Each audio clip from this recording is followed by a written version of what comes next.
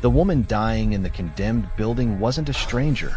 She was the person who made him his first billion, and he had destroyed her to get it. Adrian Cole didn't know that yet. All he knew was that a little girl had been coming to his building every Tuesday and Thursday at exactly 6:47 p.m., taking leftover food and disappearing into the city. For 3 weeks, he watched her on security cameras. She never spoke to anyone, never made eye contact, just took the catering bags from the cleaning crew, whispered thank you, and vanished. But she never opened them, never ate a single bite. That bothered him more than he wanted to admit. He leaned forward in his leather chair 37 floors above the city, studying the footage again.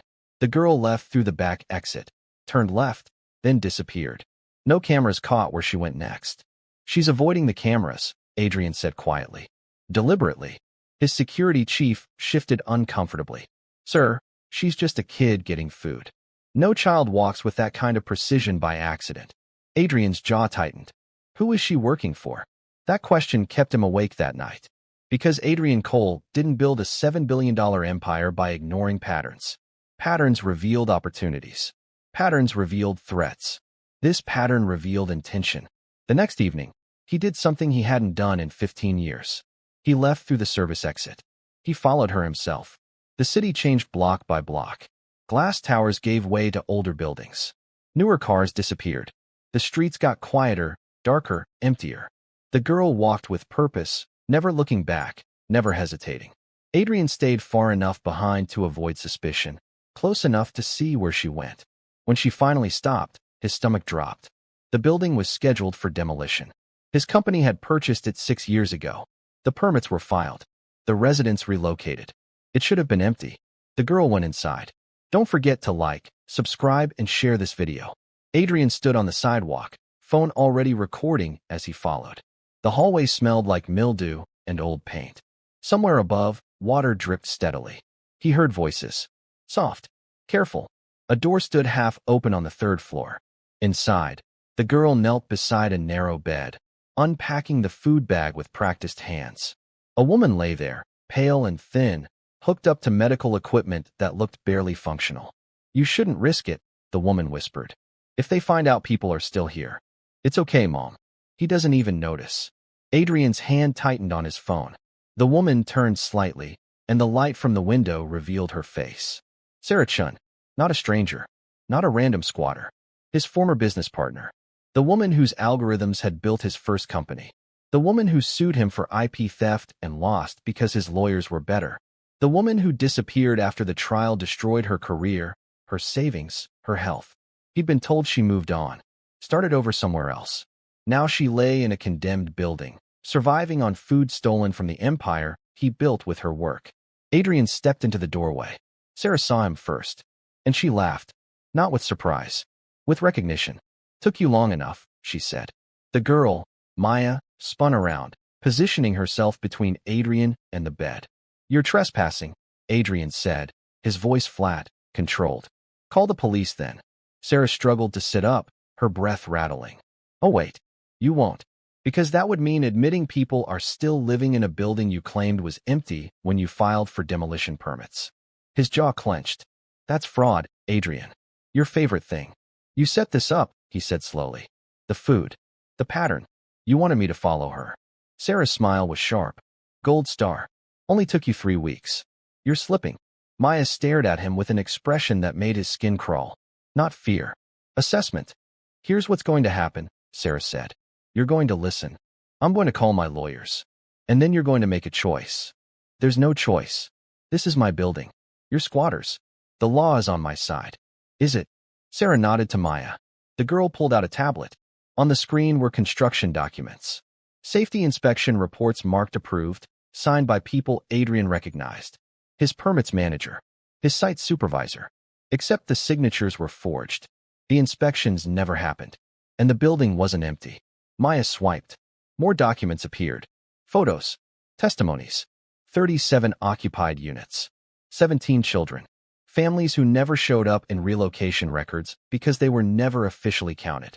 You've been doing this for 6 years, Sarah said quietly. Claiming buildings are empty. Paying off inspectors. Fast-tracking demolitions. Displacing hundreds of families who disappear from your paperwork. Adrian's mind raced. You can't prove I knew. Your signature is on 12 of these. Sarah's voice didn't rise. It didn't need to. But sure, plausible deniability. That's always worked for you. The room went quiet except for the sound of her breathing, labored and wet. So here's the deal, Sarah continued. You give these families 90 days and real relocation assistance. Not vouchers, not promises, actual help. Or Maya sends this to every news outlet, every regulatory agency, and every activist group in the city. Sarah met his eyes. You'll be fighting lawsuits for the next decade. Your stock will crater. And unlike last time, when you destroyed me, you won't win.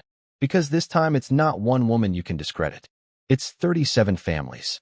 Documented. Verified. Impossible to dismiss. Adrian stood frozen, his mind calculating angles, options, legal strategies. I'm not asking you to be good, Sarah said. I'm just asking you to stop being this bad. For 90 days. And then maybe we talk about those patents you stole. She coughed, harsh and painful. But that's a different negotiation. Maya powered off the tablet. When she looked at him, she didn't look triumphant. She looked exhausted. The food was my idea, she said quietly. Mom didn't know I was taking it until last month. She was really mad at first. And now? Adrian asked. Now she says if you're going to throw away good food while people starve, you deserve what's coming. She waited a beat. I think she's right. Adrian looked at Sarah, at the woman whose brilliance had made him rich, whose lawsuit had been buried under his legal team's motions and delays and procedural tricks, whose life he'd ruined without losing a single night's sleep. 90 days, he said finally. 90 days, Sarah confirmed. As he turned to leave, she called out. Adrian. He stopped.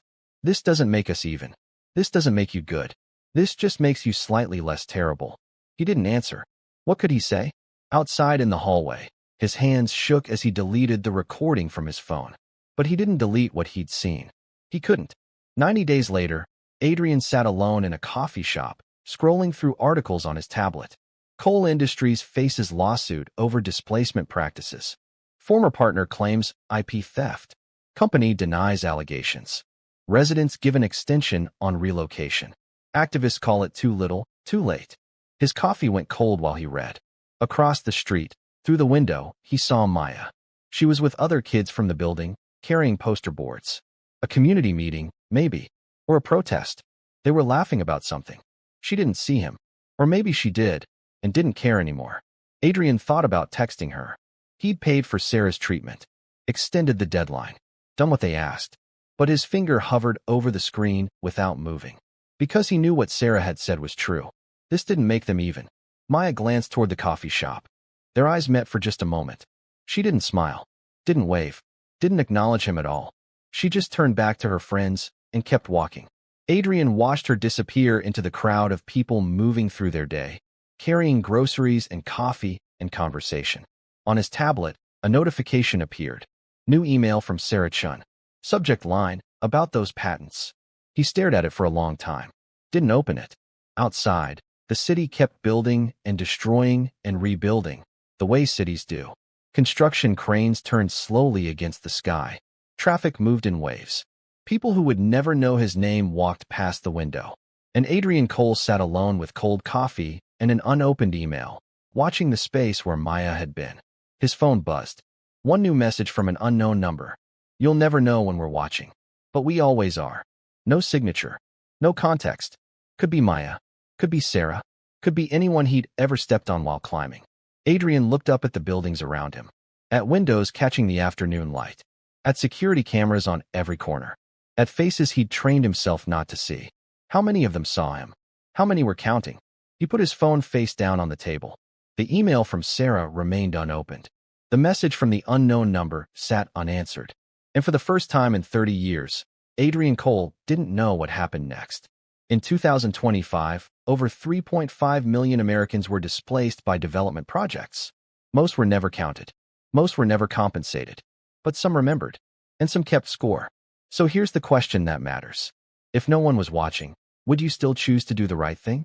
Or are you only good when someone's keeping track? Drop your answer in the comments. I want to know what you really think. Would you have opened that email? Would you have done what Adrian did? Or would you have walked away? Tell me in the comments right now.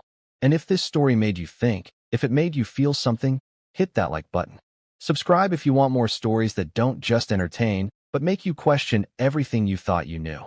Share this with someone who needs to hear it. Someone who's ever felt invisible. Someone who's ever wondered if the people at the top even see them. Because stories like this don't go viral by accident.